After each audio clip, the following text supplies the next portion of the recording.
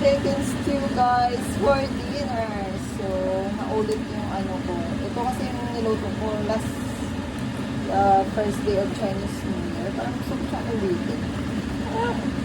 Masarap kasi ito guys, yung chicken stew. This is so simple. Simple recipe na ginawa ko last Chinese New Year. So, lalagyan natin siya ng spring onion just for decoration or wala lang. Hit ko lang. So, pwede din hindi ilagyan. So, ayun siya. Ganyan lang.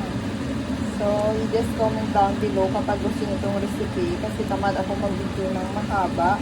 Kasi ang dami ko pang video na hindi na-upload at na-edit. So, yan lang guys. Yung chicken stew. My new recipe. Chicken recipe guys. So, chicken stew. Some potato and